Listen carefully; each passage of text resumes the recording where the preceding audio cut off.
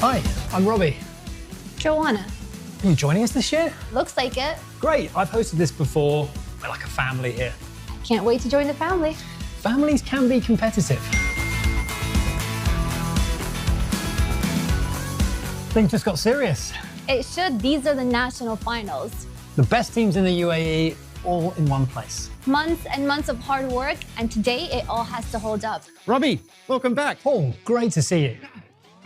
Joanna, welcome back to Yas. I think I saw you here a couple of weeks ago working on an event. How'd that go? It was really good, but it's so nice to be back here. Cool. Guys, it's Nationals morning. Things are happening fast. I need to go. Small place. Everyone knows everyone. Knowing people is one thing. Knowing the place is another. Exactly.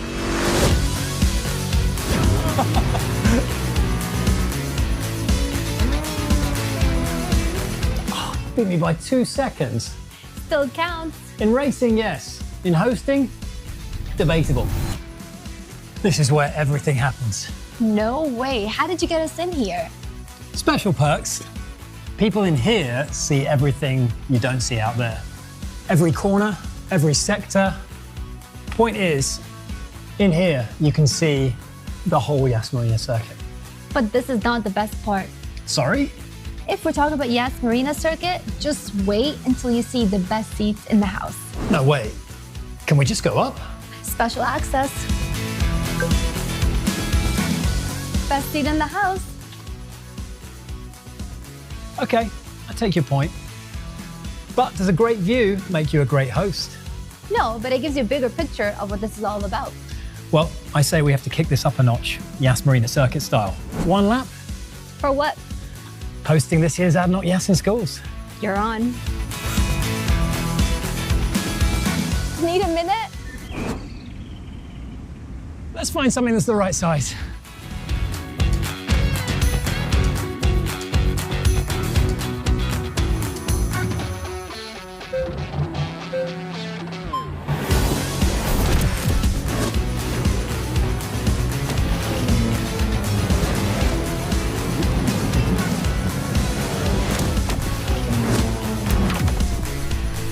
Well, not bad for a rookie. Please, that was close. Just one more stop. Good, let's settle this. There you are. Where have you been? We were about to start the live show without you. Without who? Actually, that's what I wanted to ask. Who's hosting? Both of you? I sent both of you the emails for Yas in schools. The email said just for you. Anyways, it meant both of you. We are about to go live, get into positions, and best of luck for the show. Oh, yes.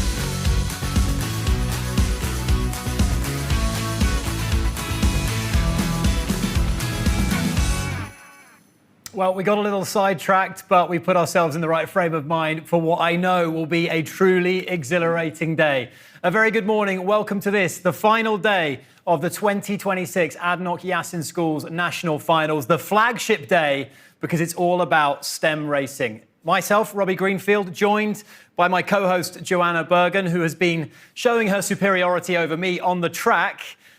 Thank you very much for at least letting me get to within a few seconds of you, Joanna. Oh, you're absolutely welcome. How are you? I'm good. Thanks for having me. I am actually super stoked to see the skill set and the result of months and months of hard work from these students.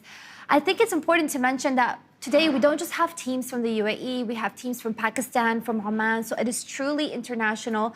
We're going to see talent from all over the world, especially in the Middle East region. We also have a lot of teams that said that they've put over 25,000 hours of work into these projects. Incredible. That's a lot of hours.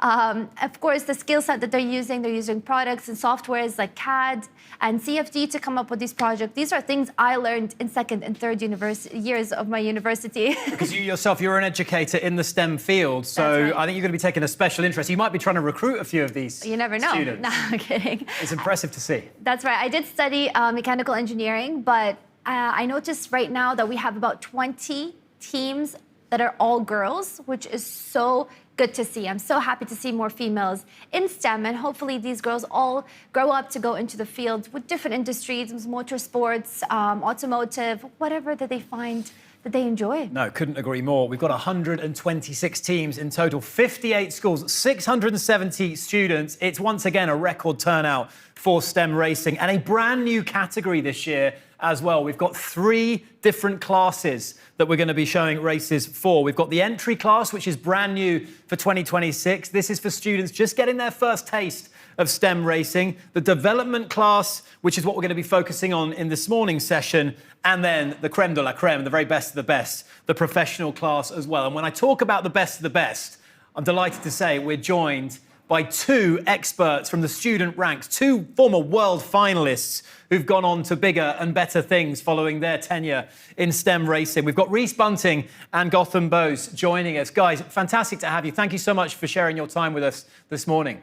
Thank you so much, Robbie. I think I can speak for myself and Gotham when I say we're both so excited to see what the teams have in store for us today. Gotham, let's bring you into the conversation. A former world finalist a couple of years ago, was that right? Sure, yeah, 2024. 2024, and you've gone on to study mechanical engineering at university. So when you look back on your time with STEM racing and what you learned through that journey, how has that impacted where you are right now? Really, STEM racing has been huge for me. You learn so many important skills that we see every day in actual engineering companies, right? CAD, CAM, CFD. These are all skills that people don't learn, as mentioned, until the 3rd or 4th year of university, and maybe even later until a job. So getting this experience right now really helps build your intuition for when you go to your career. And Rhys, 2024 world finalist as well. I think it's a Sidewinder team, if I'm not mistaken. Yeah. So the 2024 World Finals in Singapore, me and my team went as Team Sidewinder. And just going and just being in the experience and having the experience of working towards the event of the World Finals improved multiple of my skills so much, whether it was collaboration and teamwork, to be able to use online design tools to create these portfolios and the marketing and branding for your team. I think the range of key takeaways is just so extraordinary in STEM racing. Well, boys, great to have you with us. We are going to be leaning very heavily on the guys as well, because they are bringing real-life experience of STEM racing and expertise to the fore, and they're going to be taking a look at some of the designs that are going to be displayed over the course of the day's racing. Important to note as well, Joanna, the World Finals. What a dream ticket that is. That is up for grabs for 2 of these 3 categories, for both for the development category and the pro category. And we're going to be focused very much on the track, but as the guys mentioned, a lot more other components to STEM racing. That's right. Like they did mention, again, you've got teamwork, you've got presentation skills, you've got all the skills that you've used to put the car together. So it's not just based on the fastest car on the track. There's so many elements that are going to be accounted in. But just a reminder for all the viewers that are watching us, if you want to keep up with the action on our live stream or socials, make sure to follow us at Yas in Schools. Right, let's take a look at today's schedule. It's going to be fast and furious. We're going to got it up on the back screen there. Development class will be going off, right now. We're going to get into the racing very shortly. 12:30 is all about the entry level, brand new for 2026, and the pros. And then our favourite part of the day, Joanna? The champions at 3:30, we have awards, and that's where all the champions will be announced. And that's where we'll be sending 2 teams to the World Finals. Unbelievable stuff. Right, before we do anything else, though, we wouldn't be here, this whole production wouldn't be here without the support of a very special partner. That's right. We do want to give a massive thanks to ADNOC. ADNOC has truly supported us through the journey and the years of developing the national finals. I mean, they're truly committed in empowering these young people and supporting the next generation. And I think most importantly, that we have this shared belief in innovation and education and teamwork. So thank you and a massive shukran la ADNOC. Shukran indeed. Right, we are going to get into the racing very, very shortly. I know you guys watching on the stream are anxious to see how all of your teams get on. But let's take a little look at the track if we can. And this is where all the drama happens. This is where all the action happens. 20 meters in length and a lot going on, Joanna. That's right. So again, the cars will line up at the start line. It's all about the reaction time. So you have the best professional, the driver, one person out of the team who's really developed that skill with reaction time. They're going to press that button. The cars are going to fly down the track. We've got track A, track B. The cars will be switching to every single lane to have a fair trial. And at the end, we have this crash zone. So the cars go into it to make sure that it doesn't come apart because they are going, again, at a very fast speed. And we do have the hospital, right? We do, just in case one or two accidents do occur. They always do, every single year. We've got a hospital on site to patch them up, just to get them back out there on the track as well. But let's take a closer look, a more of an overview on what STEM racing is all about.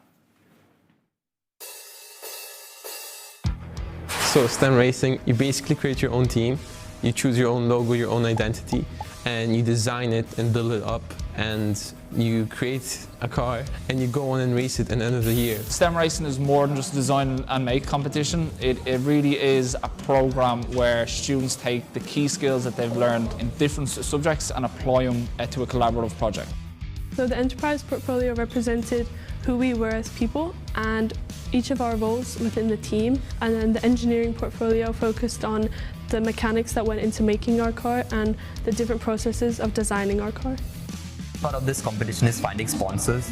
For that, you need to be outspoken, you need to be public, you need to go to companies and you need to ask them for sponsorships. I think my favourite part was watching our team present to other people at the pit display, because I thought that it was a final time for me to represent what I had learned throughout the whole of the racing journey. Students want to deviate, they want to move away from the classic classroom environment. They want to have something that the students would learn and have fun doing at the same time. Students were excited, students were involved, they were taking the lead. I was just there facilitating the whole process. There's a lot to take away from STEM racing, a lot to learn, no matter your role. As a car designer, I've learned a lot of skills about making the car. Product manager, you learn a lot about products like sanding, spray painting, and overall your communication skills develop massively.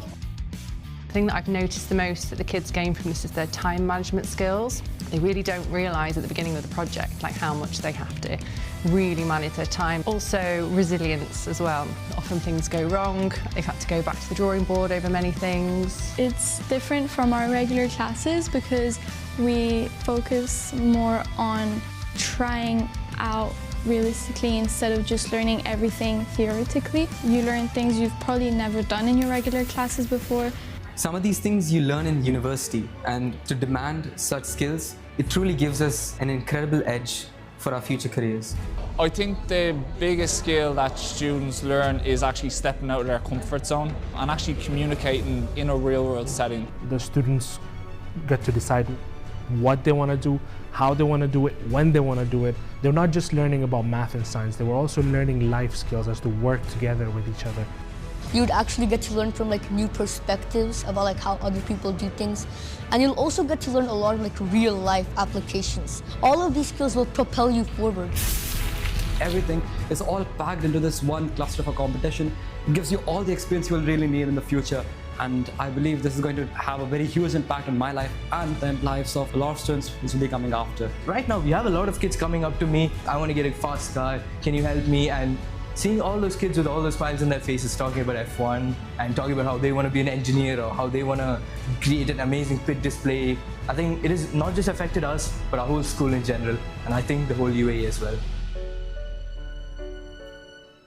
You know, being a part of this for the last few years, the thing that always strikes me is the confidence these students gain from doing it as well. They transform in front of your very eyes and they really come alive, and that teamwork and competition as well is so vital. Yeah, exactly. And like you said, this is a family. So all these students always come back as alumni, as presenters, as judges.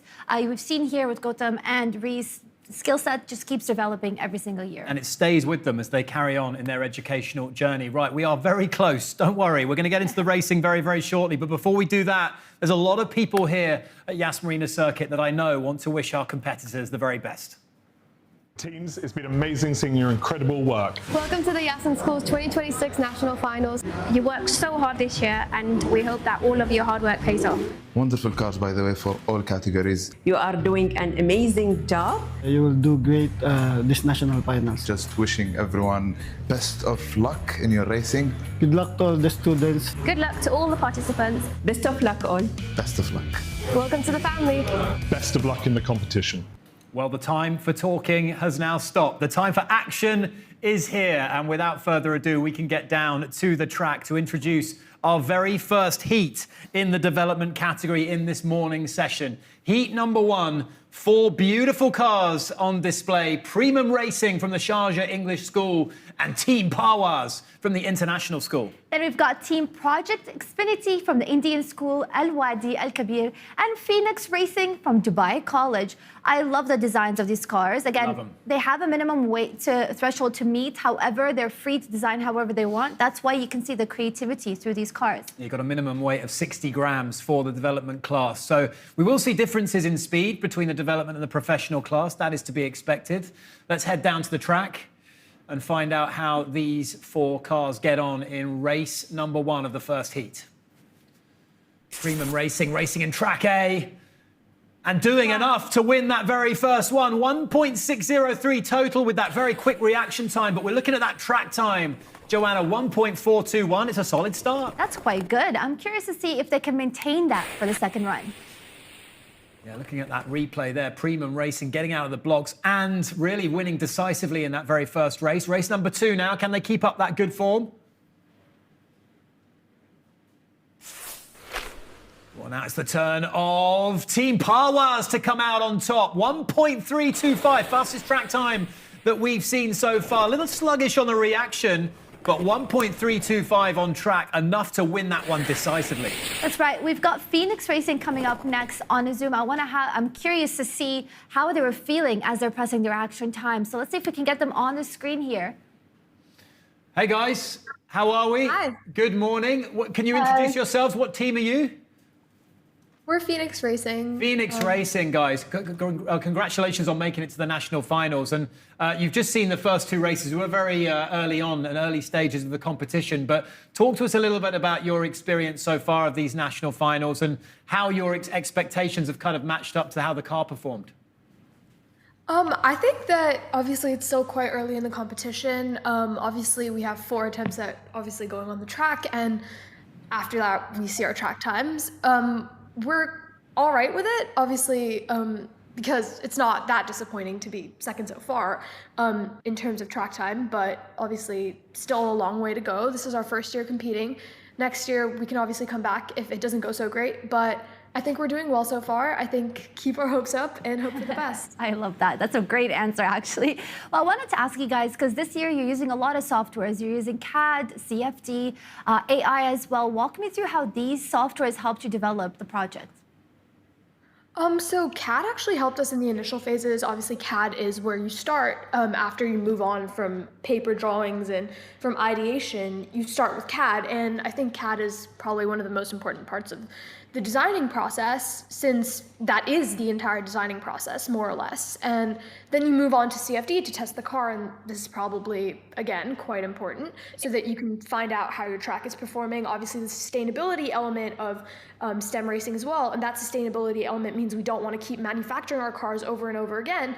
And so, obviously, online testing, CFD, etc., super important. And then going on to AI, I think AI being developed now and getting better and better is even better for development of STEM racing, because we can see in Formula 1 as well, we can see teams leaning towards machine learning, AI modeling, convolutional neural networks and things to test out their cars, to test out lap times, etc. And I think we tried to bring that element of the engineering design process into our... That is an incredibly comprehensive answer. You spoke very, very well there. I think you're going to do very well on your verbal presentation, if that's anything to go by, team. I want to return to the track now. You stay right where you are. Let's get back to the track if we can to find out how we're going to get on in race number 3. All right, race number 3. I can feel the pressure rising as we're coming to the end of the sessions. Whoa, we've got a really... Ooh, Team Parwaz, again, with the best track time of 1.413. However, Premium Racing is still maintaining a really good reaction time of 0.179. I think this is one of the best reaction times we've seen. For sure. Yeah, anything under 0.2 is really, really quick. There's no doubt about that. So an interesting third race. We've got 1 left to go. Race number 4. Let's see if one of these teams can rise above the best track time we have so far.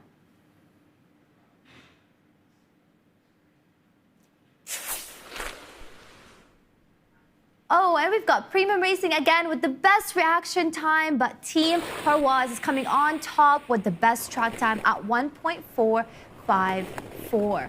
this is still really good. I mean, they've maintained that best track time very well. However, you can see maybe that the weight of the car can be affecting that track time going down because there's a big gap between Premium Racing and Team Parwaz. For sure, yeah. Parwaz the quickest across there, and we check in on the leaderboard there. Team Parwaz 1.325, Premium Racing at 1.421, Phoenix Racing at 1.467, and Project Xfinity at 1.5. So that is race number 1 in the books for this development class. And we're not going to stand on ceremony. We're going to crack on all the way through. We've got many heats to get through. As I mentioned, I think, 124 teams, 126 teams, I beg your pardon, in total. So let's get straight into heat number 2, Joanna. Bark Racing from the Maplewood Canadian International School and Zenith Racing from GEMS Modern Academy. Then we've got Turbo Drift from British school Al Qubayrat and Project Polaris from Dubai College. Different chassis designs, I like it. I love Zenith Racing, looking very sleek there. Turbo Drift for a bit of a bulkier chassis. I wonder how they're going to cope with that. Let's get down to the track and find out how these 4 very different looking cars get on in the race. So intriguing. Heat number 2 for development class STEM racing. And away we go. And Zenith Racing coming out on top, both in reaction and in track time as well, to win decisively. You can see them there. Just in that third across from the left, 1.478 on track. See that little wobble there? And I was going to say, it drifted a little bit in the beginning. Deviating slightly. But you do have a wire kind of keeping these cars in track and in line. Because any, I would say, collision with the walls will definitely slow them down a lot. So they have to maintain that straight line right in the middle of the track.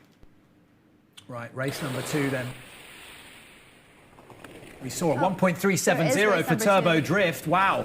That is a good track time there for Turbo Drift. Second place, I believe it might be. 1.655 total. Yep. And then Zenith Racing with a good solid reaction time there. So right now we have in P1 at 1.325. Let's see if in session 3 they can surpass and do better.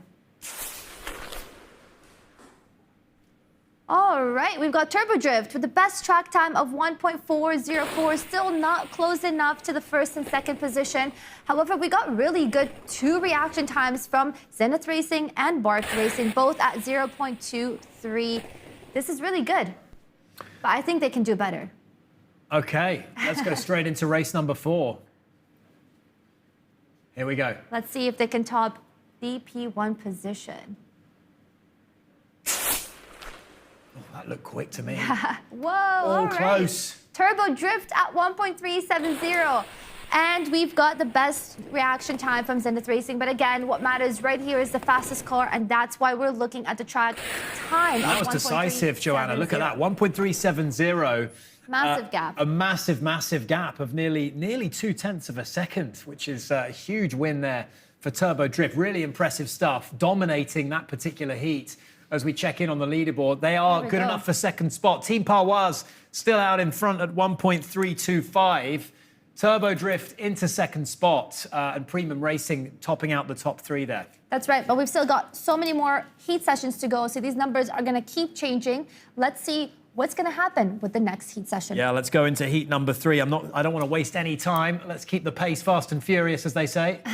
Okay, Polaris Racing from the Private International English School. Team Ghazal from the GEMS Founder School Dubai as well. Then we've got Eclipse from Delhi Private School Dubai and Team Affilian from the Indian International School DSO. I'm enjoying some of these designs. We want to find out a little bit more when we get a chance to chat to these teams, a little bit more about how they came up with the concepts behind the designs. But for now, coordination is incredible. Really nice. We can head down to the track for race number 1. Oh my word, we've got a sub 1.3. Wow, 1.289 from Team Ghazal. Racing out of lane 2 in track A. That's topping the charts right there. That is absolutely top. Look at them go. Wow.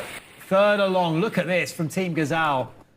It wasn't the fastest reaction time, but in fact, they tied the finish time with Team Affilion, who had a faster reaction time. Team Affilion, by the way, up into second spot. Race number 2 then. 2 really quick teams. Clearly, we've lost a car. It's gone to the hospital. Oh, no.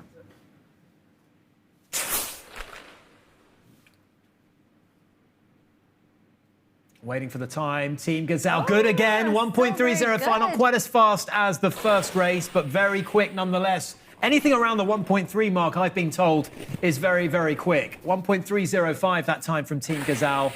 Aphelion. They're doing incredible, and I can't wait to speak to them. Yeah, well, let's cross over to them now. Team Gazelle, get some reaction from them. Early stages, of course, so we don't want to get too carried away. Team Gazelle, how are we?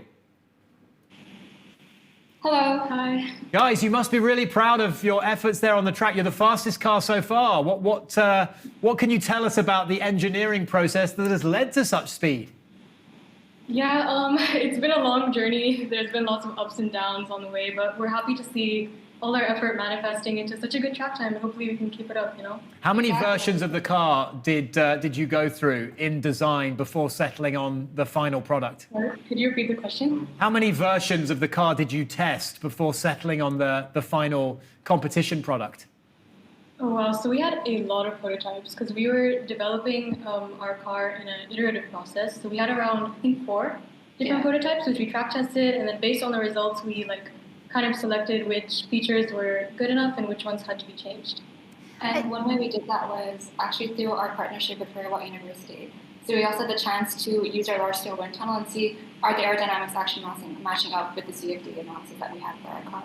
Well, that's incredible. Again, you are using softwares like CFD to help you with aerodynamics, but the fact that you got to test the result of CFD in real life and see that with the wind tunnel, I'm very impressed with the work that you guys have been doing. Again, there's 5 of you in this team. How did you guys divide up the work to come up with a design?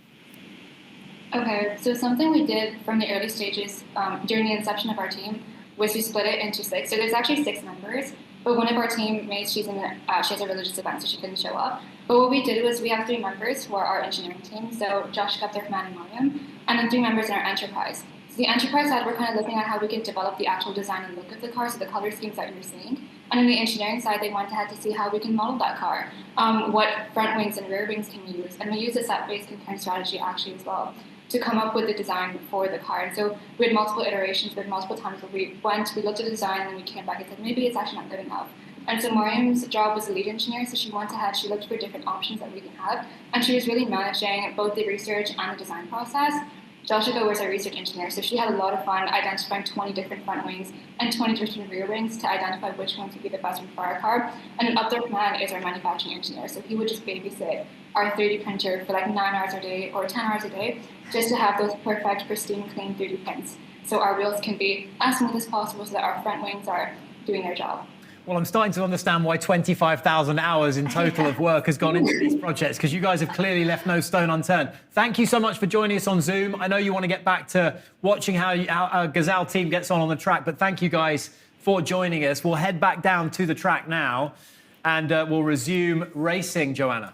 This is race number 3. Let's see if Team Gazelle can keep up the performance and top the charts one more time. And close enough. It's still doing really good at 1.325. Still the best out of the 4 teams. Correct. Consistency is key here. We've got Eclipse with the best reaction time of 0.240. That was another decisive win. Another win of over 0.2 of a second there. In fact, sorry, 1.687 for Team Aphelion. They were close on the heels as well.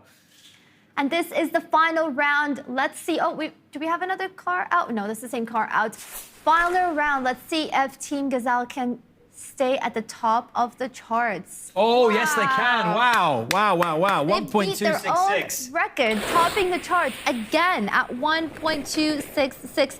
They're making this a lot more challenging for the next heat sessions and for the next teams. But you know what I loved about what they said is they've all found their passion and interest. Some didn't really love to be so theoretical in the engineering field, so they decided to take a part as a role in, like you said, enterprises and focus more on the design and the overall look and feel and how they can sell their vehicle to people. So again, I love that they're crossing these industries and passions in different ways and discovering what they like, but also what they don't like. And as you can see there, they have shot straight to the top of that leaderboard. In fact, those 2 teams in that race, Team Gazelle, 1.266. I'm putting that as an early benchmark. I'm making them among the championship favourites in the development class. If they're watching on Zoom, I was impressed by that. Team Aphelion, 1.292, and Parwaz, who raced in that first heat, rounding out the top 3 on 1.325. Right, So I think we've got some special guests, Joanna, joining us. We're surrounded by experts. I'm feeling very inadequate in my knowledge here because not only do we have Reese Bunting joining us, but I believe, Reese, you are alongside the national finalists or world finalists. You can explain a little bit more. Yes, thanks, Robbie. So right now I'm with Team SOAR, which is an all-girls team, and they're actually preparing and they're in the build-up to the Singapore STEM Racing World Finals this year, later in 2026. Do you guys mind introducing yourselves? Hi, I'm Sara, and I'm the Social Impact Lead and Engineer Consultant at SOAR. My name's Kimaya, and I'm the Project Manager and Team Lead of SOAR. Hi, I'm Sanvi. I'm the Lead Engineer and Sustainability Manager at SOAR. So I've heard a lot about you guys, and you are an all-girls team in the build-up to the World Finals.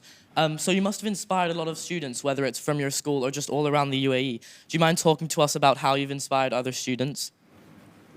So we've noticed an underrepresentation of women in STEM fields and in competitions like STEM racing. So through our marketing, we have taken it upon ourselves to actually ensure that more women and students from all around the world are willing to explore fields like STEM, regardless of their gender. We have received over 600 inquiries from students all around the world asking about how to join STEM racing. And with the stage that ADNOC Yas in schools has provided us, we only aim to expand this impact. Wow, that's so nice that you're inspiring people, not just in your school or not just in the UAE, but all around the world. And you're an incredibly successful team. I mean, you're preparing for the World Finals of STEM racing. It can't get much better than that. But success doesn't come without challenges. So do you mind telling us about some of the challenges you faced in the build-up to the World Finals and how you've overcome them? I think one of the main challenges we faced in nationals and in worlds as well, but mostly in nationals, was our time management, because we were balancing a very demanding academic year as well with the project. And some deadlines were not met, which definitely affected our overall performance. But after nationals last year, we did an evaluation and we made sure that for worlds, we'd have shorter cycles and more concise deadlines to make sure all the work was done to the best standard we can do for the UAE. And what, as a team, what advice would you give to any teams who want to be like you, who want to be heading to the World Finals? What advice would you give them to make sure their journey is as smooth and as effective as possible? I think one thing that we'd say to all teams is dream big and be bold. Never be afraid to make a point and state your message. And for the competition specifically, I think one thing I'd say is follow the scorecard, guys. And finally, I've heard a lot about your team. You're a very unique team. And actually, you've worked in collaboration with Yas in schools to introduce a Women in STEM award to encourage women in STEM to get involved with the program. And I think this is great. It's so inspirational. So would you mind telling us about how you introduced this and what you have to do to get this new award? So the SOAR Women in STEM Award is aimed to encourage more teams to engage with activities that encourage more students, especially female students, to engage in STEM careers or competitions like STEM racing. So rather than team composition, we're trying to award it to the team that's shown the greatest impact and the greatest potential to continue showing impact. That's so nice. And the SOAR Women in STEM Award will be given out to one of the teams who are competing here today at the Yas in Schools STEM Racing competition. Unfortunately, guys, that's all we have time for. But I love talking to you today, and let's head back to the racing. Yeah, thank you very much to the SOAR team, and congratulations to you. Best of luck. We're wishing you all the best for the World Finals. Unbelievable stuff, inspiring stuff, and a big thanks to Reese as well for doing a beautiful job with that interview. Now, you might be wondering, looking at all the racing, like, okay, 1.29, 1.3, where does this all stack up? We've actually got the world records here for STEM racing in the UAE, the fastest track times since 2010. Now, these are, I believe, in the professional categories, and we see regulation changes every year, Joanna. So it is important to take these in the context that they're in, and also to recognize that these are professional times with cars that are lighter on track as well than what we're seeing in this morning's session in the development class. But look at the times here, and there's a lot being said about this mythical 1 second barrier, because as you can see, Swift Racing from 2024, the British International School Abu Dhabi, came oh so close to breaking it. Yeah, this is incredible. Look at these numbers. But what people don't really understand is when it comes to racing, F1, motorsports, every second counts. We know that regular people think that seconds are not enough time or they go by so fast. But with racing, it all counts. And again, You are right. Every year, the requirements are changing. So these changes in numbers can also be because of weight, let's say, limitations or weight changes that happen. But we've got incredible numbers, and I wonder if this year we can add to the world record. Well, I will be a very interested observer. I mean, amazing to see. And 21 meters per second from the Indian High School Dubai 2016. And Nautilus, I remember commentating on them back in 2022, the JSS International School Dubai 1.074. So those are the ultimate benchmarks. The track plays a part. It's different. It's a little bit different every single year. And as we mentioned, the regulations as well have changed for 2026. So we will get a brand new record come what may. And we'll certainly get a new record in the entry class because it's brand new for this year's competition. Right then, it's time to get back to the racing. Heat number 4. And from the private international English school, we've got Astrius. From the Delhi Private School Dubai, we've got Strada Motorsport. In third, we have the Ventures from the Indian International School, DSO. And finally, we have Mock F1 from GEM's new Millennium School. F1, do you think they're going to be the fastest? Well, they've got a chance. They've certainly bigged themselves up with that team name. OK, let's head down to the track. All right, let's get the action underway in race number 1. Pretty close run affair, 1.419 from Team Astrius, 1.647 total. Good reaction time from Mac F1. That was an F1 style reaction time. That was definitely an F1 reaction time. 1.419, that's definitely in the top 10 right now. We have currently before clips at 1.573, so they've definitely entered the top 10 mark. Race number 2 then.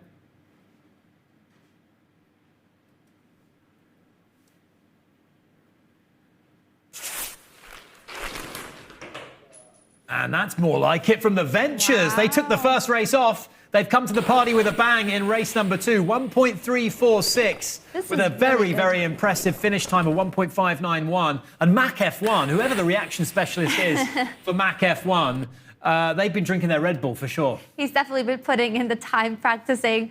The Ventures are definitely probably coming up in the top 5. So I'm super excited what that's going to look like at the leaderboard after. We've got 2 more sessions for these teams. Let's see if they can come up and beat the fastest time currently, which is 1.289.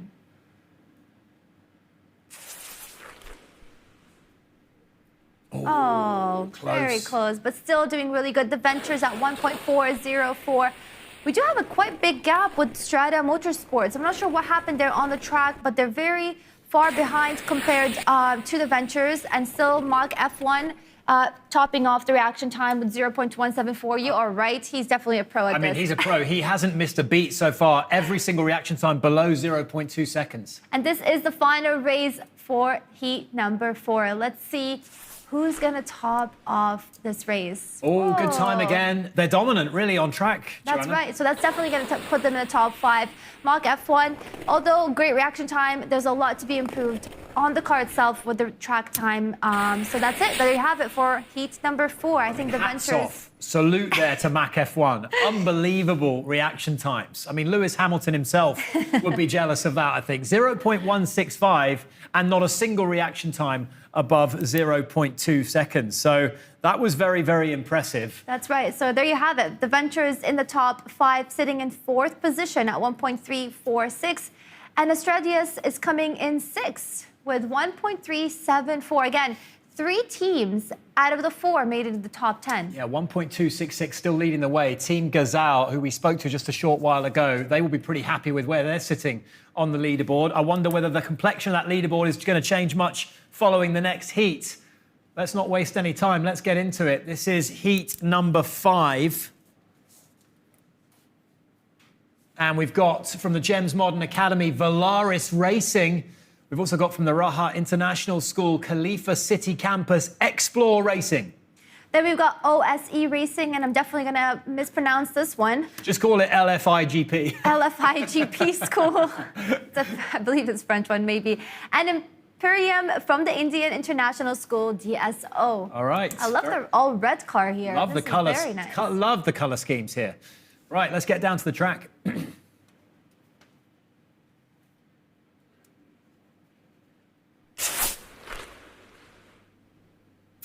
All right, Imperium, they're taking the win. Both reaction and track time, 1.457. Not troubling the leaders just yet, but a solid enough start. We often see the races begin slowly. Race 1 seems to be a bit of a warm-up session. That's right.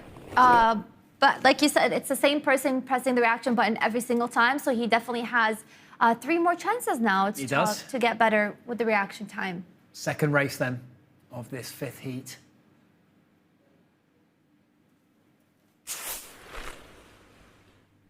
And it's a better time this time, 1.452 for Explore Racing, their best time of the session so far. Good reaction time from Imperium. That was enough for them to take the overall win, but that track time from Explore Racing, that was pretty solid at 1.452. Right. It will put them in the top 10, and then now we have them on to ask them a few questions because I'm curious to how they were feeling while their race was going on. Hey guys, how are you doing? Hello, all good. Explore Racing, talk to me about where the name came from. What's the inspiration with the design, the name? Can you guys hear us? Guys, have you got audio on us? Can you talk to us a little bit about where the design origins, where you came up with the name and the branding for the car?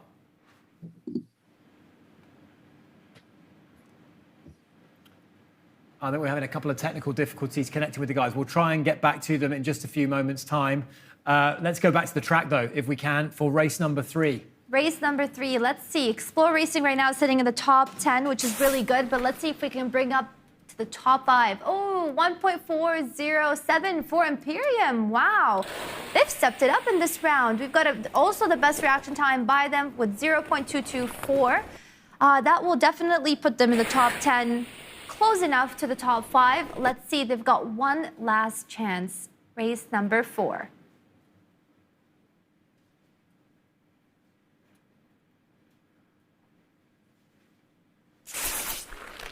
Wow, there was a massive gap there. Ooh.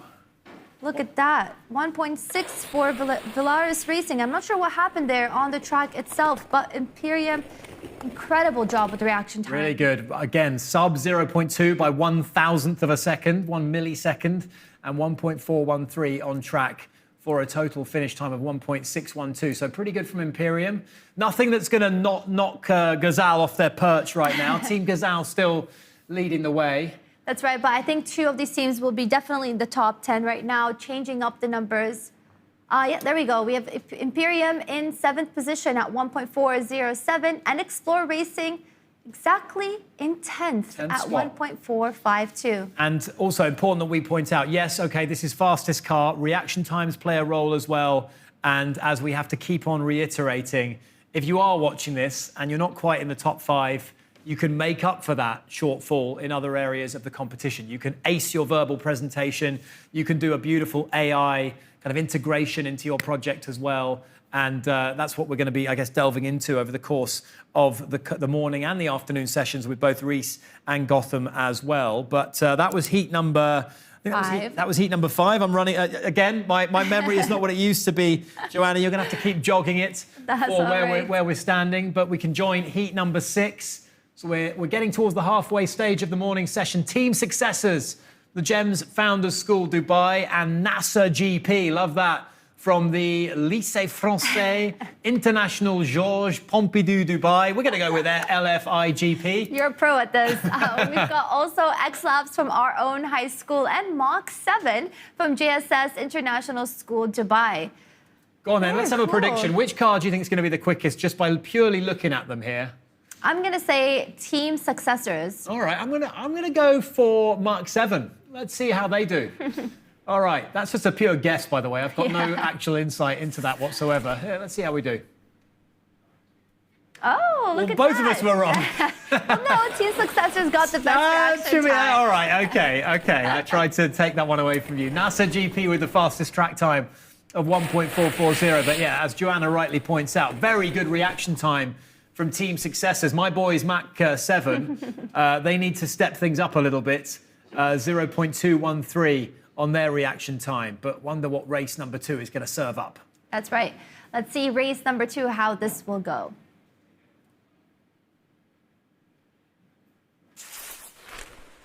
Wow, massive gap again. Oh, okay. Mac 7 still getting their act together, but team successes again. There we Joanna go. with the overall win. It was X Labs this time with the fastest track time of 1.415. That's right, but I do believe that both of them now are in the top 10.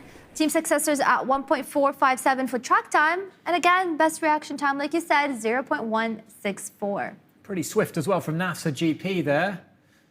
Race number 3 then.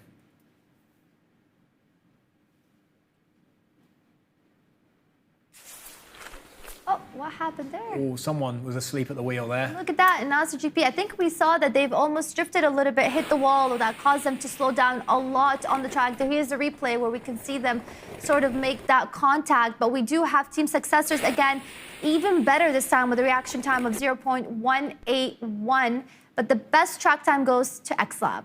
1.419, which is surely firmly into the top 10 there, Joanna. Very close, by the way, just 2 milliseconds between team successors and X Labs. That's right. Let's see the final chance here, the final round for those 4 teams to come up on top. All right, a much better performance for everybody, but Team X Labs are on top, 1.352. If I'm not wrong, that should be maybe in the top 5 or 6. I think it is top 5. I've got jotted down 1.37 for my top 5. So yeah, I think they've just cracked it. X Labs, unbelievable stuff. But the actual win went to your team. Team successors. So Joanna 1-0 I should keep over guessing me. more. Maybe we're going to keep a running count of how we do in that department. But if we check in just very quickly on the leaderboard, X Labs, as we said, have cracked, just got onto the cusp of the top 5, 1.352. Team successors in 9th spot, and NASA GP 11th with Max 7 down in 18th. For 24 teams already have raced. Team Gazelle leading the way on 1.266. Right, I want to break away if we can to Reese Bunting. He's been hanging around waiting to speak while we've been going through these heats, and he's got an interesting project to show us on the big screen there. Reese, what have you been delving into? Yeah, so when I went to the World Finals of STEM Racing, I was the head of enterprise for my team.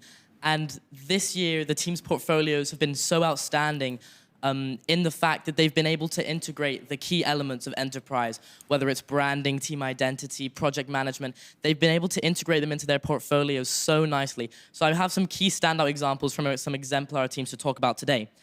First, we have Zenith Racing, specifically their project management. I mean, look at this slide. From Gantt charts to budget allocation, they have everything. They have the complex graphs such as the Gantt chart, tracking their time and keeping track of their time to ensure that deadlines are met and work gets done efficiently. But it's not just that. What really stood out about their team is that you can see they have their initial Gantt charts and the initial time management, but obviously not everything goes to plan in a STEM racing team. So you can see the development of their chart. And they changed it after the challenges they faced, if the Gantt chart didn't work effectively, or any external challenges that they faced that required them to change their Gantt chart. In addition to this, they have everything. They have the risk matrix, they have quality control, budget allocation. They've compared their predicted expenditure to their actual expenditure and analyzed why they were different, what they would do next time as a team. They have everything, even like I said, the risk matrix, which is a very high level advanced project management concept where you identify the failures and you identify the risks that could negatively impact your team if they were to happen. Then you analyze the likelihood and what impact the risk would have on your team. And then even you talk about the mitigation strategy. So how to stop these risks from happening. And if they did happen, what would you do? They've also managed to not just talk about it on their project management slide, even throughout their whole portfolio, they have the really strong key theme of project management running throughout. Even when they talk about sustainability, they talk about using their key values of project management to be able to make responsible decisions and to be able to make incentivized choices when it comes to hosting socially sustainable events or producing environmentally sustainable initiatives. The next team I want to talk about is Ghazal Racing, and they've been doing incredibly on the track, but it's not just in the track. Throughout their portfolios, a lot of key things have really stood out to me, but one of my favorite things as an enterprise guy is branding. I love the team branding, I love the marketing and applying your logo and your color scheme to your merchandise and uniforms, and that's something that specifically Ghazal Racing has done really, really well. If you just look at this slide from one of their from one of the pages of their enterprise portfolios, I mean, you have the color scheme development, you have the logo development, you have the team name, the key colors and graphics running throughout the background, and the text and titles of their whole portfolio. So straight off the bat, before you even read their portfolio, you can initially see the incredible application of their team identity to their portfolio. And this portfolio and their development of their team identities really stood out to me because their logo is obviously a gazelle for Ghazal Racing, but the really, really unique aspect of it is that the border and the shape of their logo is actually made out of a lot of different real F1 circuits from across the world. You have Yas Marina, Jeddah, Barcelona. So I think that's the connection, that's the bridge between real F1 and the STEM racing challenges that a lot of teams from the UAE are here to do today. Finally, I want to talk about how Ghazal Racing has managed to implement this incredible team identity throughout multiple aspects of their competition. They've managed to put their team identity on their uniforms, on their merchandise, which is another way of marketing and branding by sharing your team with the rest of the world. Even they have social media statistics stating what demographics they've reached, who's viewed their post, and who has seen their branding. And because it's so effective, they were so easily able to implement it onto their uniforms, whether it's their jerseys or their hoodies or even their car. So this is just one of the many examples of how team branding and team identity can actually be used so effectively in making a more professional, coherent branding ideology to your team. Unfortunately, I would love to talk about all the teams, but that's all the time we have for now. So let's get back to the racing. I tell you what, Reese is going to be hosting the show in just a few moments. I think it's a brilliant, brilliant presentation, and I'm blown away by the teams there. Ghazal, as he mentioned, not just great on the track. What a presentation that was. So impressive. If you're still watching on the stream, well done to you. Now, you might be thinking, okay, we've done okay on the track. We're in the top 10, we're in the top 15. How do we stack up? To get a real concept, though, of how this is scored across all the different definitive areas of STEM racing, let's just take a closer look at this. This is a quick look into the process of judging for STEM racing. So I got involved with the Yasin Schools back in 2012 as a participant, and ever since then I've been involved with the Yasin Schools for development of the projects and as well as volunteering as a judge every year since then. I'm basically judging teams' presentations and see who's gonna do the best. I'm a judge, basically looking after scrutineering as well as design and engineering for all competition categories in Yasin Schools. Scrutineering is a process where we assess cars to check if they're compliant with the technical regulations set by STEM racing. We basically understand three things. First is the technical rule compliance of all submitted cars. Second would be the quality of manufacturing and assembly. And the third would be their capabilities in generating engineering drawings as well as photorealistic renders. The other project elements that we usually look for is design portfolios, engineering portfolios, as well as verbal presentations. We normally take a look at how clear the presentations are, how well they're working together, the way they're able to manage the project that they're on, and how they're able to put into practice what they have learned in school. Mostly, it's really cool to see their class concepts come alive, but that's kind of reductive because it's not just about what they learn, it's not just about the science, it's about how they work well together, and that's kind of what life is all about. So it's good to see different elements come forward, different things that we think are not just school concepts, but also just life concepts. So how do you manage each other? How do you manage emotions, which run very high in this entire process? I think this year, one of the things that surprised us the most was how consistently high was the quality of finishing on all of these cars. They had a great paint job done on top of them. They had some really good, interesting assemblies that they had, and just how cohesively the cars came together. I think that was the most impressive element this year. I think the biggest strengths that the students have shown this year would be improving the quality, especially in the design and engineering judging. as well as the enterprise judging. We found that the students are much more familiar with the rules and regulations of these project elements and are really responding well to the feedback that we've given to them over the years. I saw a lot of teams do really, really well in teamwork because I saw a lot of them actually working really well together. They were actively hyping each other up and they were actually making sure that they were putting their best foot forward. The innovation was through the roof this year because I saw a lot of really, really cool projects come through, going well beyond what they were asked, and it worked out really well. I think the main advice I would give to students this year, competing next year as well, would be to understand what went wrong this year and then improve themselves next year. Because Yas in schools is all about improvement and getting better every year. My advice for next year's students would be to just keep reading the technical regulations and see how you can push the boundaries and keep innovating. Try to see where this can take you because it is kind of like that sort of entry into a very cool, very interesting experience, and this is something that's gonna be something that they will keep with them for the rest of their lives. Yeah, good to see the judges very impressed with the work that's been done by the students. 25,000 hours is a lot of work across all of those teams. And Joanna, you've been taking a closer look at some of the innovation that's been used. Yeah, like one of the judges mentioned, the innovation was just out of the world this year. I do want to highlight two of these innovations that stood out this year. We have a custom race simulator that was built by one team who used Python-based mathematical race simulator using differential equations. So we're talking about calculus 1, 2, and 3 to model the race performance. So that's very, very impressive on a high school level. Then we have another standout innovation from digital team representative, where one team developed Gazala, which is a custom AI companion and a digital team representative using retrieval augmented generation. Again, they're taking this to the next level. I am truly astonished and just wowed by the talent that we have this year. Gazala, I wonder whether that was the Gazelle team, because they are currently the fastest car. The Gazelle is leaping out in front of the competition, but can it be tracked down by the teams that we've still got to come? We're going to jump into heat number 7 and find out if Gazelle can be caught.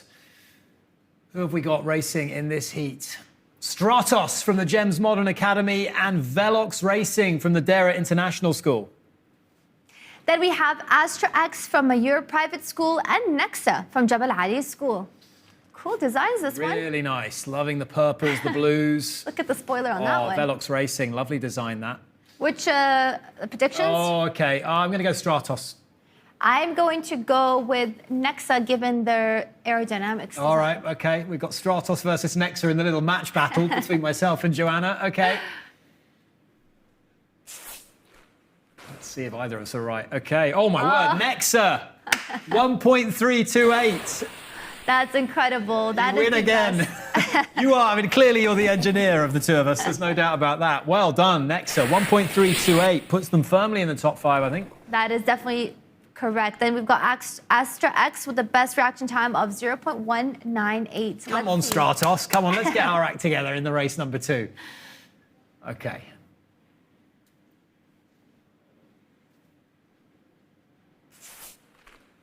Okay, second race, and it's a Velox Racing win, 1.329. Astra X with the best reaction time, and also 1.356 for Astra X is pretty swift as well. That's pretty good, but... Really good finish time, by the way, 1.564.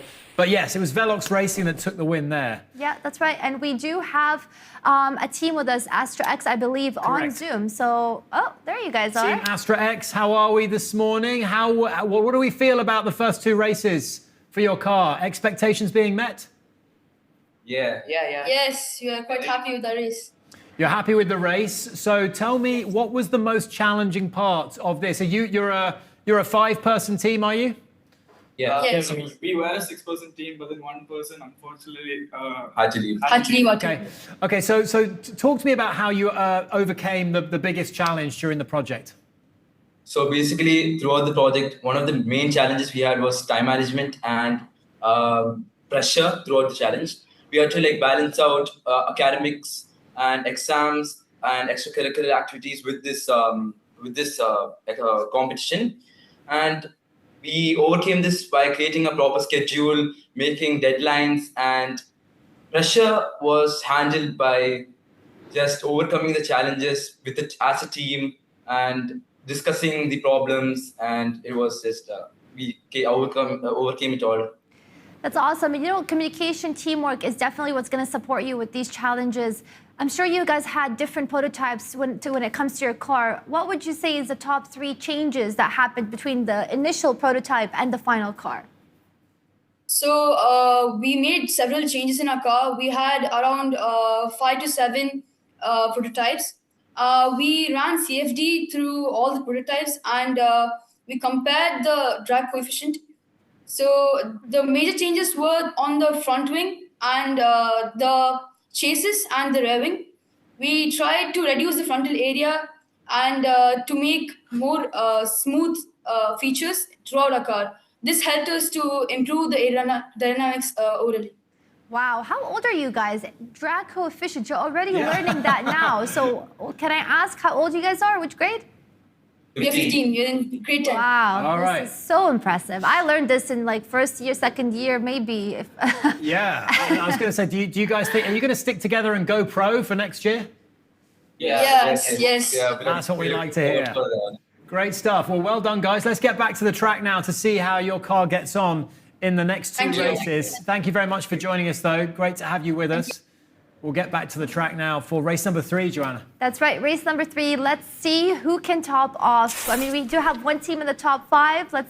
Oh, wow. Oh, Team Astra X. It was almost like that interview proved the good luck charm for them.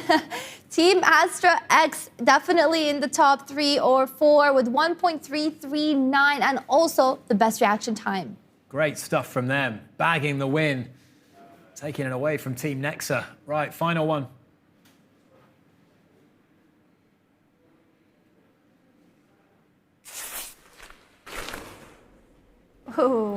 Oh. Astra X, 1.355, again, doing such an incredible job. A reaction time of 0.2.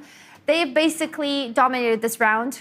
Let's cross. Can we cross back to them? No, okay, maybe they've just, maybe they've left our Zoom feed. I wanted to get their reaction on that really quick time. But let's check in on the fastest car leaderboard then and see where they stand. They've obviously got better things to do. They are there. Oh, I thought they'd logged off. Just want to quickly get, if we can, guys, that was really impressive. Give us your reaction to that. Great. We were actually expecting this. We actually expected this and we were quite happy with the results. So were you thinking of a time around 1.3? Was that going to be the target? Actually, this time due to no track testing, we had quite suspense. So we are quite happy with the results and we hope to win this competition. All right, well, very best of luck. Well done to you. Great stuff. Right, let's check in on where Astra X are on the leaderboard. Thank you guys for joining us. Fastest car leaderboard then, and there we see it. They are in 6th spot. But that was really close, by the way. Three really close times. Look at my predictions. Nexa in 4th. Nexa's in 4th at 1.328. Oh, I'll get there eventually. Deluxe Racing and Astra X again coming in the top 6. And then we have Stratos in 16th. That was my pick, wasn't it? Okay. All right, Stratos. Okay, not too bad. 16th. There are other elements to work on. Right, Astra X, well done to you guys. Into the top 6. And Heat 8 is upon us. So let's see the cars racing in this, the 8th heat. We've got Voltex from the Mayor Private School and Titans team, like the look of them, from the Alain English-speaking school. Then we've got Aeronoa racing from Cranley, Abu Dhabi, and we've got Pavan from Regent International School. Predictions? I was going to say Titans for me. I like the look of that car. I'm going to go with either Voltex or... You can't go on either or. Okay, fine. Aeronoa Racing. All right, Aeronoa Racing. Yeah, you can't have both. That spoiler looks good with aerodynamics, so let's see how they're going to do. You're already at a massive advantage, so I need all the help I can get. Right, race number 1. And it goes to Pavan. We were both wrong. Oh my word, 1.267. That is 1 millisecond behind Gazelle. Team Pavan racing out of track B, 1/1000th of a second slower than Team Gazelle. Oh my words. That's incredible. 2nd position already from the first round, which is usually the warm-up round. They've set their stall out. They've come out of the gate blazing. Can they maintain it in race number 2? Oh, they're definitely... Someone's Well, no, they can't. They're much slower in race number 2, but it's the turn now of Voltex, 1.356. Aranoa Racing and Titans yet to get off the mark in this one, but really good time of 1.558, and that's a solid time from Voltex. That's right. You can see how much ahead they are on the track time. Let's see if they can keep the performance up or even try to beat Pavan's best track time. This is round number 3. Okay. Whoa, look at that. Wait a minute. They beat their own record. We got a new win. We got a new leader. Pavan, 1.259. Wow. I'm scratching out 1.267, and I'm writing down, wow, 1.259. I'm running out of space here. We've got teams topping off every single number, every single round. Let's see, Pavan, this is the last and final round, if they can again beat their own record. Oh, not close. No, but consistent. 1.330 is still a really solid top 6 time, that. So Pavan showing some real speed in this 8th heat and doing enough to win it decisively. Very, very impressive.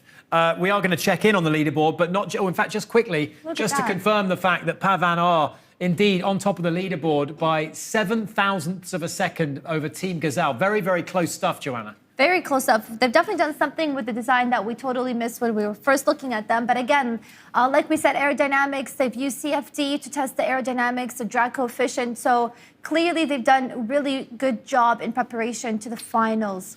Team Athelian in 3rd spot there on 1.292. So 3 teams below the 1.3 second mark. Right, let's break away from the action to join Gotham Bose, who's got some more presentations for us. Gotham, what have you got for us? Right, thank you, Robbie. And this is just a preliminary design review. Let's call it. We do it in Formula Student and actual race cars, so we might as well do it for this. And the biggest thing I've noticed is Gazelle. As you can see, they've gone pretty fast. And I've highlighted them for a reason. Specifically, it's because they're a team that's used 0 angle of attack airfoils, which is very important. The higher you turn your angle of attack for an airfoil, like for example a Phoenix here, yes, it pulls air over the wheels, but there's negative, which is more drag. And I think more teams should really be focusing on using these airfoils like the rear wing of Gazelle Racing. And it's really important, the finishing, everything that reduces drag at all. Just overall, as a competition, this is a new dawn for STEM racing. This is the first year where we're seeing a halo on these cars. And it's really impressive for students aged 12 to 15 to be able to incorporate so many different parts and standardized parts, of course, COTS components. And it's really fancy to see all these teams doing so well. It's just, what a level of competition this year. It's something that hasn't been seen in so long. And I just want to highlight specifically Zenith Racing. What a car. This is truly one of the best development class cars I've seen in at least the past 10 years of me doing this competition. Again, just overall, I would tend to avoid the use of very curved elements in front. They do contribute to India's drag. Again, you just want to keep it as low as possible, right? That's the whole point of the competition. The other thing is mass. Force is equal to mass into acceleration is a basic equation. And the 48 grams in professional and 60 grams in development, that is the M in that equation. So you want to keep it as low as possible. And I'm proud to say a lot of teams this year have come really, really close. Hopefully next year, with it being the second year of regulations, we can see more converging concepts, more teams at the 60-gram limit. The closer you can get to this limit, theoretically, the faster your car will be. And just in better. One more thing I just want to take small note of is the finishing quality on the cars this year. I've noticed that sometimes teams do sand too much and they chip away the foam. So maybe one thing to avoid this will be to use sealer and filler. Filler just covers all the pores on the foam body. This wasn't a problem 10 years ago with balsa woods. They just gave you splinters, which is worse. But with foam, you just definitely want to make sure that when sanding, you do it very, very carefully in order to maintain a finish when you primer and paint the car. And on top of that, a gloss layer is extremely essential so you don't have any chips, damage when you're actually on track, because there's a lot of friction, especially when you collide with walls, and you just want to avoid as much of that as possible. You can't do much with the wheel systems, but just in general, accounting for that when you take into account your 60 grams is really important, and all the teams that have done well and go fast tend to account for it in their portfolios even. And the first thing that they do is see all the components they have to use, the halo, the helmet, and the wheels. And then they design the car around the rest of the weight they're left. This is ideally the design process that you want to go with. CAM, CAD, CFD, those are all extremely important too. But as long as you get your basics correct with your mass, your finishing, and your car presentation, wheel alignment too, then your car will be fast. And that's generally just how it goes. So you really want to focus on those things. This team has curved elements in the rear. These help a bit with stability. It's really fancy, and it's really impressive to see this team coming so close with their airfoils to a perfect edge. If you notice previously, the edge was cut off. We call that a camtail. And with 3D printing, it's essential to do that because you can't print a perfect edge with 3D printing, as we'll get to in professional. But this team has really done a good job with all their components, their manufacturing, their livery, their assembly. And I just wanted to commend them for their work. It's truly impressive that they've been able to do this. And I hope when they step up to professional next year, they do even better of a job. Again, there's some more things to note, really. The side pod shape is important. Note that in development and pro, there's a slight difference with the way you can manufacture your car. That's why you'll see differences in the shape of the rear loft to the halo.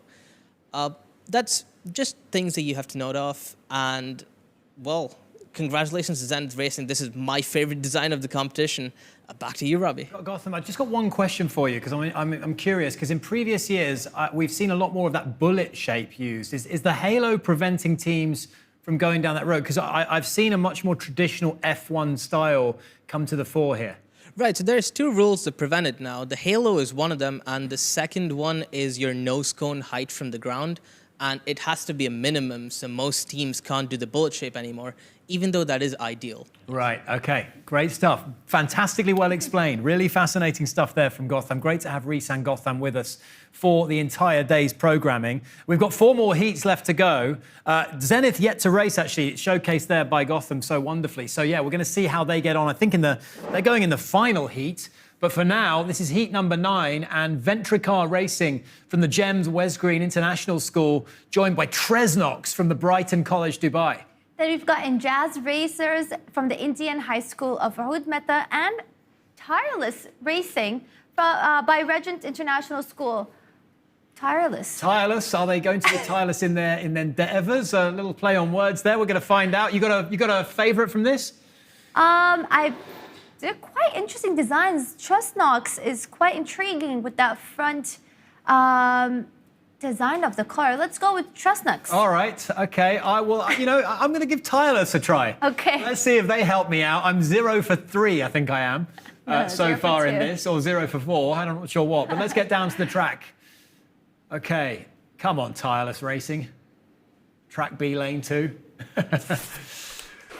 We saw, I think, Track B do well there, but no, oh my words. Ventricar Racing taking the win overall with a 1.409 track time. Tresnox with a great reaction time. Yeah, very impressive. 0.17.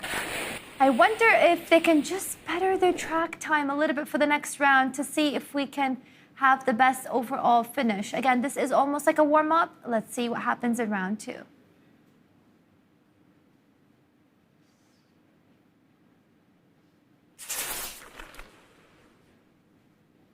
Oh, okay. Tresnox with the win. 0.162 on reaction time. Fastest car on track. First car to go under 1.4 seconds in this heat is Jazz Racers at 1.388. We're talking about a fringe top 10 time there.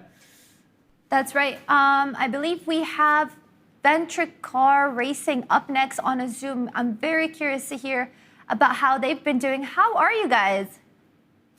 We're good. Ventricar Racing, welcome to the national finals. Talk to us a little bit about how you found this journey so far in terms of all the elements. And I want to know how you've divided the roles amongst the team to make sure you get the very best out of the competition. Actually, as the only girl, I led the team, so I coordinated with them. And rightly so. You could see my engineering members and Arsalan as my body for enterprise. Took time actually to figure out which role, but I found out like which team member works best in particular aspects. So I just assigned them later on. We figured it out later on, basically.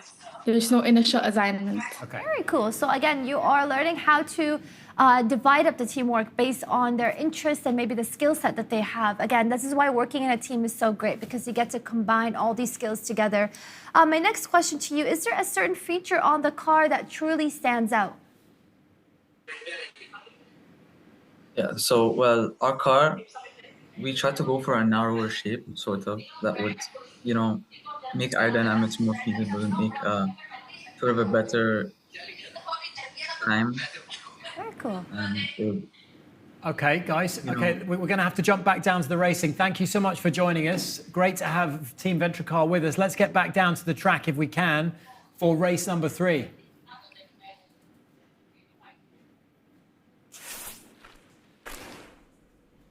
Oh, that. Well, Ventricar Racing taking the win in that one. They are, but we have the best track time by Jazz Racers and the best reaction time by ADNOC. I believe they even beat their own best reaction time from the previous rounds. And this is the final round for heat number 7. And it's a win now for ADNOC again. The reaction time's unbelievable, Joanna. That's right. And Jazz Racers with the best track time of 1.406. Let's get back to the Zoom. I have a few more questions I want to ask the team. All right, I do have a question. Welcome back, first of all. I have a question for the engineering team. Talk to me about the process using CAD and CFD. Was it the first time you were using these softwares, and how was the learning progress with those? It was definitely no experience. A lot of us had almost no idea at first, but being able to build that skill up from the start was definitely something that we're very proud of as a team. Sort of getting into that new environment, getting into that new experience, and it gave us a very important life skill. Essentially, that is being able to start from scratch. And yeah. Quick learning. That's great to hear. Well, listen, well done, team. We hope to see you back in the professional ranks next year. Congratulations to you. Keep a close eye on how all things unfold over the course of today's competition. Thank you so much for joining us. We'll check back in quickly on the leaderboard just to get a little update, a refresh. Pavan still leading the way. Team Gazelle at 1.266. That's right. Team Gazelle, but the current teams all ended up past the top 10 position. So we have Jazz Racers in 13th, ADNOC in 15th, Ventricar Racing in 17th, and Tireless Racing in 27th. That's your leaderboard update. We can cross now to Reese Bunting. I mean, the man has been the hardest work. Him and Gotham, actually, to the two hardest working men, certainly at Yas Marina Circuit. He's got more presentations for us, Reese.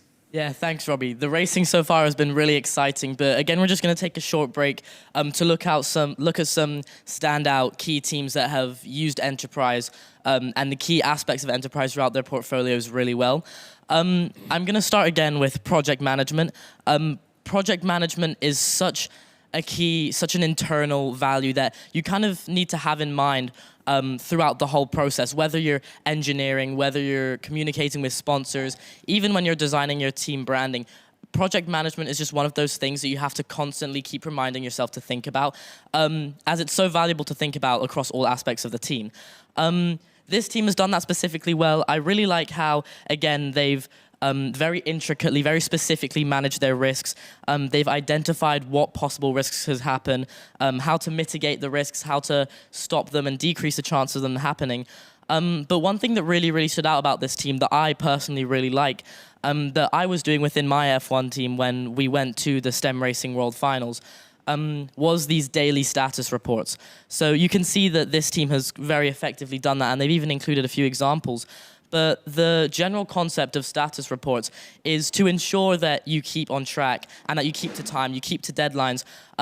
Usually the identified person as the project manager in the team, after each meeting, maybe daily, weekly, monthly, they will send a status report to the team that will just tell the team, it will state where they are, like in their line of progress, where they should be at this time. If they need to catch up, what do they need to catch up on? A lot of things like that to just really help the team stay on track as much as possible. They've also really intricately planned out their meetings, so they know specifically what they're going to do in each meeting.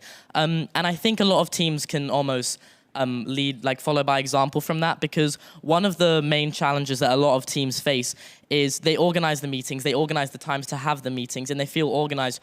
But when it actually comes to the meetings, everyone's either working on different things, or they could be working more collaboratively to achieve their shared goals. So this is advice for all the teams. Planning out your meetings and using that aspect of project management when you're planning the times for your meetings is actually really, really useful and can lead to your team being a lot more effective and get a lot of stuff done.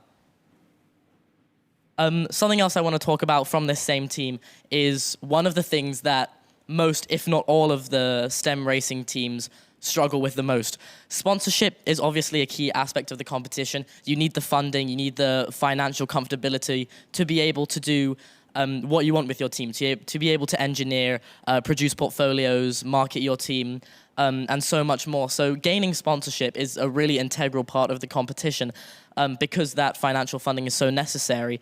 And this team has done that really, really well. A lot of teams struggle with gaining the sponsors, and then even once they have the sponsors, keeping healthy communication and being very clear with their sponsors what they're going to get out of each other. But again, this team has just done it well. They have sponsor hierarchies where sponsors can opt for different levels of financial support in return for different levels of return on investment. They have specialized benefits for each of their sponsors, and they show how they've upkept healthy communication with their sponsors and making sure that they get their intended ROI. And this healthy communication is also something that I think a lot of teams could take advice from and could follow by example, because even getting sponsors is the hard part, but attaining them and keeping the healthy communication between your team and the sponsors is also a very, very key part of the umbrella of sponsorship. So this team has just done that really, really well. Props to them. That's all I have time for, but let's get back to more of the exciting racing. So there you have it. Yes, getting money out of people is easily the hardest job you will ever have in your professional life as well. I can attest to that. But great stuff from Reese there. And just 3 more heats for us to tackle, Joanna. Yeah, I just have to point out a few things. First of all, I keep getting more and more amazed every time these students come up here and talk about these terms. That Gautam mentioned zero angle of attack. He also kind of mentioned something that was missed a bit, which is how are the layers of paint developed on the car? I got to learn this recently as I got to work with New Mix Automotive. But again, a car has the body, then you have the primer, the paint color, and the top clear coat. And a lot of people don't understand the importance of the top clear coat.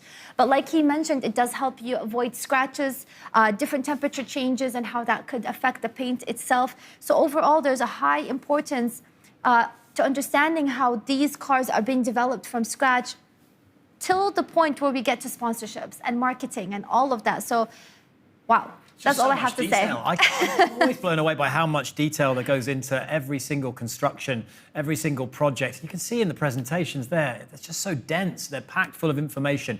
Let's get back to the racing. We've got 3 more heats. This is heat number 10. And let's introduce the cars for you. We've got Team Rad from the International School, Sonic Racing from the Indian High School Udmetha. We've got Redliner Racing from North London Collegiate School and Arabian Nights Racing from Jess, Dubai. I can see what Redliner there did with their design and the name. All right, is that who you're picking for this race? Yes. I'm going blind. I'm going Team Rad. They've intrigued me by the fact that we don't actually have an image for them. But let's get down to the track and see how all those 4 teams get on.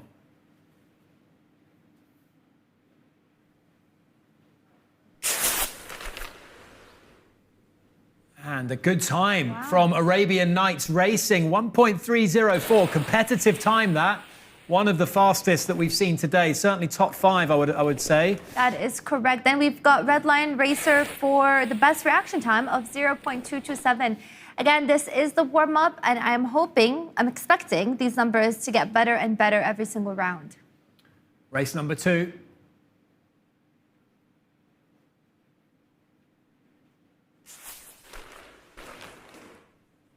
And another good time. This time again, Arabian Nights Racing getting the win again. Not as quick as that first race, 1.374 with a 1.63 total. Again, Redliner Racing. Redliner, but not such a great track time. I do wonder if that has to do with the design and aerodynamics of the car. It did give a bit of a bulkier design compared to the other cars, so we can see maybe why that might be affecting that massive gap there you have.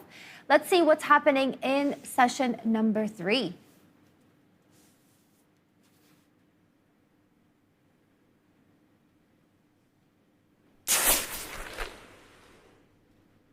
Wow, Arabian Nights Racing. Doesn't matter what track they're racing in. They're staying at the top of this incredible heat session. So they're at 1.393, but I think they did surpass the top 5 already. So they've already sealed their spot in the top 5. Final round, race number 4 for heat 10. Oh, Sonic Racing coming on top, 1.378 in this round. All right. Okay, good reaction time from Redliner Racing. They're very quick check on the leaderboards. We're going to have a new member of the top 5, Arabian Nights, forcing their way into the conversation at 1.304. Sonic Racing cracking the top 10 at 1.333. Pavan still out in front at 1.259. That's right. We've got Team Rad in 29th and Redliner Racing in 34th position. All right, let's move on now. We've got 2 more heats left to go in this development session. So many teams entering and so much quality on display, as we've already seen. We've seen Zenith, the boys have been talking through their team. They're racing in the final heat, but for now we've got Aries Racing from the British school Al Kubrate and Mac Vortex from the Bloomington Academy. Then we've got Red Bear Racing from Al Ain Junior School Indian System and Velox Racing ISAA from Indian School Al Ain. Go on then. Am I going to get design? I got to get one of these right. I'm going to go Mac Vortex this time around. I'm going to do Red Bear from that front wing. Look at that. Oh, aerodynamics to the max. You know, you spot things, you notice things that I simply don't see. Okay, let's get down to the track. I've got a bad feeling about this. All right, come on. Come on, Mac Vortex. Oh, it's Velox. Oh 1.378 and the reaction time to boot. A decisive win in race number 1 for Velox Racing. 1.641 total. Look at that. Really good gap between them in the finish time. Let's see how they're going to do in the second round. Yeah, unfortunately, Mac Vortex a little bit slow out of the gate at 0.308. Come on, guys. My predictions are not working anymore. All right. And it's a win this time for Mac Vortex. Yay! Okay, 1.368. I finally got my first win at 0.259. And in second spot on that race was Velox Racing at 1.678, who I believe we can throw to now. They are joining us on Zoom, our team Velox Racing. Hey guys, how are we? Good, thank you. A big team of 6 individuals. Talk to us a little bit about how you came up with the brand identity. And also, I want to know how you utilize AI in this journey so far to the national finals. Guys, we've got some background disturbance. Can someone, if we've got some noise in the background, if we could just mute that, please, that'd be great. Thank you. I think it's coming for him, but he has something to say. Can you repeat the question? I couldn't hear. Yeah, I want to know, we haven't actually had a chance to ask any of the teams how they've utilized and incorporated AI into not just the brand identity, but the aiding in the project itself. Can someone explain that? Yeah, so we used AI to like review our car and all. Then we used AI to check our portfolio and all. And if there's any mistake or we should rephrase the paragraph, we used AI. Very cool. Yeah, go ahead. Where we face daily challenges, and as we are very unexperienced, so we asked guidance from ChatGPT, which will be the best way. And for sponsorship, we asked AI for companies that can help us. Very nice. Good, well done. And I wanted to know, because you guys are, you said inexperienced, and I'm sure this gave you a lot of experience, what real life skills did you gain? Communicating, time management, budget management, like that. Any others? Maybe we can hear one skill from each person. That would be nice to see.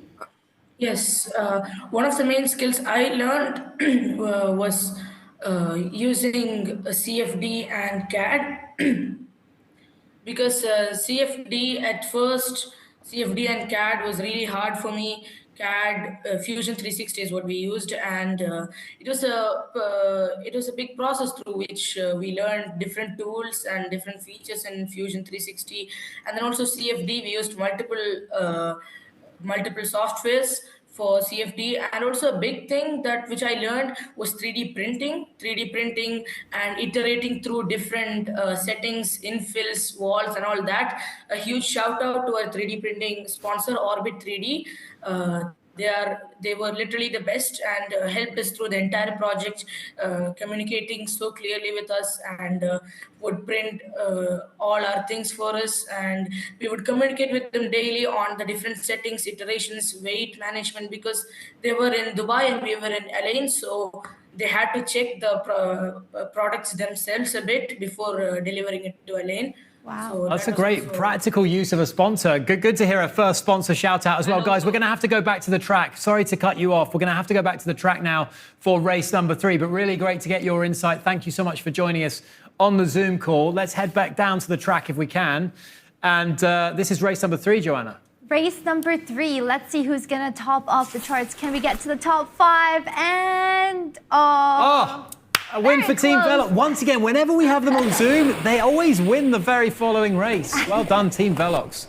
Well done. Best track time of 1.390, the best performance from them in the 3rd round. Let's see if they can get even better in the last and final round. Here we go then, last chance.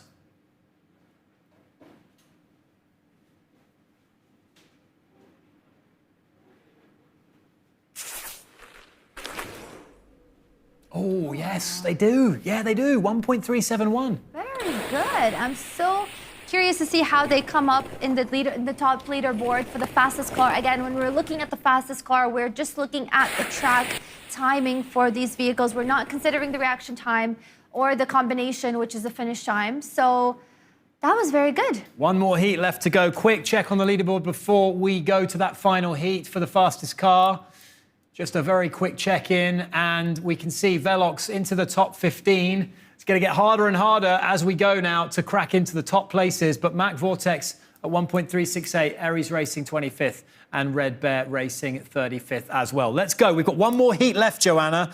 Let's see. Are we going to see? All right, big question for you. Is someone going to crack top 3 in this heat? I don't think so. But Okay. So you're hedging your bets there. Right, in this heat, we've got Slipstream Racing out of the GEMS International School, Al Khail. Team Invariant, from the International School, Lahore. And just checking on my sheet here, I believe Team Zenith, I beg your pardon. That's right. And Riviera Racing as well, going in this one. So let's head down, if we can, to the track for the final heat in this development class for STEM racing. 3 cars.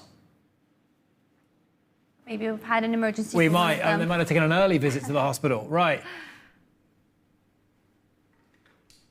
Okay. Slipstream Racing taking the win in this one. 1.433. And a decisive win it was by around about 1/10 of a second over the 2 rivals. They just got to improve their reaction time, and I think they have a good chance in the top 10. But I think, you said no to the top 3. From what we saw in that first race, I think you're spot on. But you never know. You never know.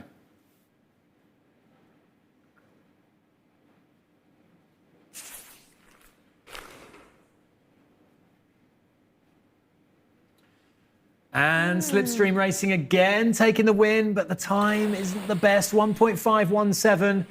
Not the greatest reaction time as well. So work to do for these 3 teams going forward in this final heat. That's right. I think they need some reflection to do on the vehicle design because clearly the track time isn't the best we've seen so far. So this is where, again, we go back to vehicle weight, aerodynamics, design. And like all the judges said, it's not just about the presentation. We're talking about their capability of using software to do better. They're also talking about the quality of manufacturing and assembly. Those 2 play a massive role. They do. Yeah, we've learned so much ourselves. It's an education for me just sitting here and hearing some of the presentations that we've seen and hearing from the teams as well. Final round. Let's see who's going to take the lead in this one. 1.412, not bad. Better from Slipstream. Yeah, that's right. But not sure what happened there with Team Invariant with 1.9. Yeah, that was, we won't talk too much about that. We'll move swiftly on. 1.412 for Slipstream Racing, and they take the win by a decent margin there. Final race.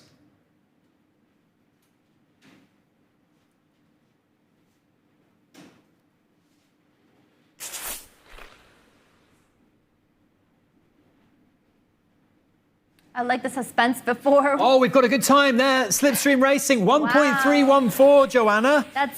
Could be top. Is that top 10? Is that top 10 material, I wonder? I definitely do think so. We can definitely review the final fastest car leaderboard chart here at the end. This is the final heat session again, and they did it. They did it in the last round. They did it. They waited until the very last chance saloon, but they came good in the end. And yes, not just top 10, top 5 for Slipstream. Wow, what a late flourish that was on the leaderboard. So let's give you the top 5 if we can. In 5th, Slipstream, 1.314.